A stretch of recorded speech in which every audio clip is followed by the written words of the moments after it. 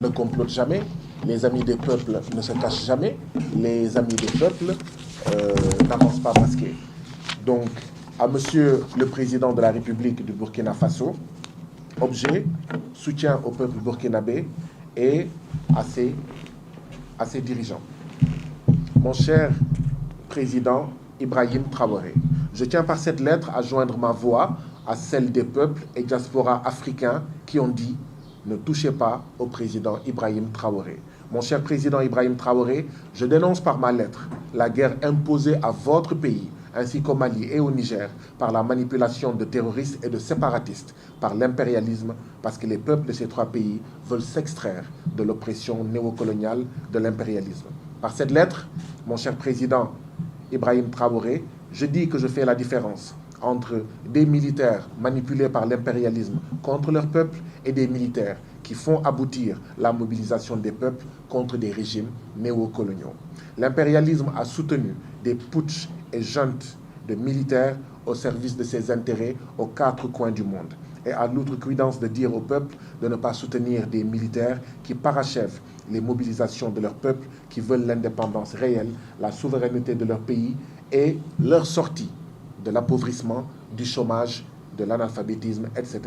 Ce fut le cas du camarade Thomas Sankara, précurseur africain du prolongement des luttes populaires par la fraction militaire du peuple burkinabé. Mon cher président Ibrahim Traoré, cette hypocrite duplicité des impérialistes et de leurs médias ne passera pas. En réalité, depuis l'assassinat du héros martyr Sankara, le peuple burkinabé a mis un terme à des décennies de putsch néocolonial dirigés par des juntes civiles valets de l'impérialisme. Mon cher président Ibrahim Traoré, je conclus ma lettre que j'espère pouvoir terminer devant vous un de ces jours en formulant mes vœux de victoire de la seconde phase de libération anti-néocoloniale africaine en cours au Burkina Faso comme au Mali, au Niger et au Sénégal. Mes prières et mes encouragements accompagnent le brave peuple du pays des hommes intègres, Guy Marius Sagna, africain du Sénégal. Alors, je ne sais pas si j'essaie de traduire en Wolof ce que je viens de dire, avant peut-être de donner la parole à celui qui nous a accueillis, son Excellence, Monsieur l'ambassadeur Seydou Maïga, s'il a des mots à dire, et ou donner la parole aux journalistes qui sont ici présents, s'ils ont des questions à poser. Je ne sais pas quelle est la meilleure formule. Est-ce que j'enchaîne avec une synthèse en Wolof? C'est bon? D'accord. Kon mbokk yi ñu ngi leen di nuyu yéen ñëpp ci seen tur ak seen sant di am mbégte loolu di wax ak yéen fii tey ndaxte fii mooy màkkaanu askanu Burkina Faso fii mooy màkkaanu ambassadu réew bi ñuy woowee Burkina Faso waa Burkina Faso nekk suñuy mbokk nekk suñuy xarit nekk suñuy dëkkandoor ma sàkk woon ci ki nga xam ne moo jiite ambassade bi muy son excellence ambassadeur Seydou Maïga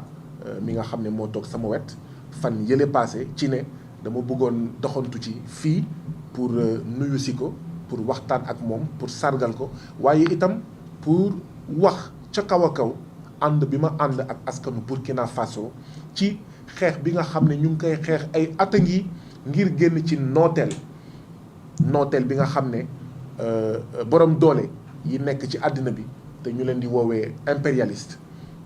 ñuy noot askan yi ñuy noot ñoom seeni askan waaye noot itam suñu askan ñun ñii nga xam ne ñoo nekk fii ci Afrique donc samay tànku jàmm la samay tànk mbokk la samay tànku ñëw dooleel xeex bi nga xam ne askanu Burkina Faso mu ngi koy xeex ngir moom boppam fii ci Sénégal ci atum 1950 dañ doon wax moom sa réew ba tey jii nii ñu ngi wax moom sa réew waa Burkina Faso tamit askan wa dañoo ne ñoom dañoo bëgg moom seen réew ndaxte kat la fa am mooy ay borom doole ki ci jiitu nekk France jàppoon ne Burkina Faso Sénégal Mali Niger Côte d'Ivoire Bénin Togo ak ñoom seen ay réew la yoo xam ne ñoom dañ koy jëfandikoo ngir gën a am doole. lépp lu neex lépp lu baax lépp lu nooy ñun ñu dellu ginnaaw waaye itam bu ñu aakii moo suñu alal dem ñu soppar ñi ko seen réew France wala feneen ñu indiwaat ko.